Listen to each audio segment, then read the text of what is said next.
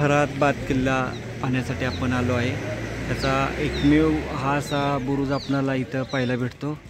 बाकी काही अवशेष शिल्लक नाही राहिले याचे।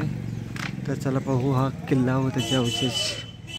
या बुरुजाच्या पाठीमागे एक भव्य दिव्य असा बुरुज आहे व थोडी तटबंदी आहे, तीही आपण आता पाठीमागे जाऊन पाहून येऊ। हा दुसरा बुरुज आहे गावातील। आपण पहिला एक पाहिला, त्याच्याच जवळ आपल्याला दुसरा बुरुज पाहायला भेटतो। खूप मोठा आहे हा सुद्धा।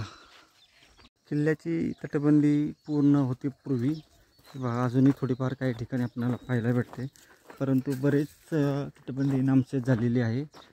याचीच तटबंदी पुढेपर्यंत गेलेली आपल्याला पाहायला भेटते। हे पहा अशी लांबपर्यंत हा खंदक असावा त्या काळी, आणि इथं एक आपल्याला अशी एक पाहायला भेटते।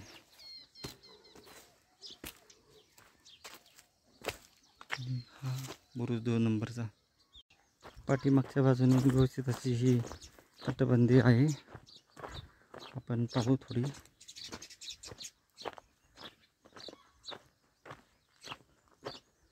बरेच लांबपर्यंत पाहायला भेटते।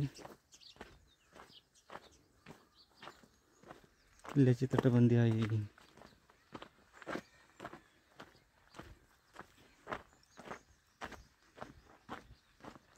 हा बुरुज इथं।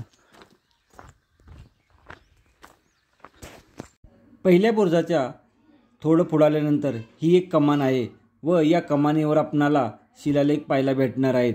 गावामध्ये एकूण 2 बुरुज आणि ही एक वेस आहे। अशा या 3 वस्तू किल्ल्याच्या आपणाला पाहायला भेटणार आहेत। तर चला पाहू या वेशीवर असणारे शिलालेख आणि इतर माहिती।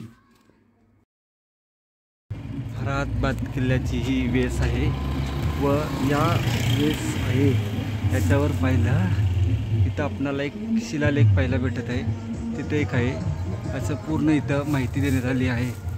बरेच शिलालेख असावेत इथं, परंतु सध्या त्यांची झीज झाली आहे। आणि ही अशी कमान, तसेच याही बाजूला आपणाला शिलालेख पाहायला भेटतो समोर।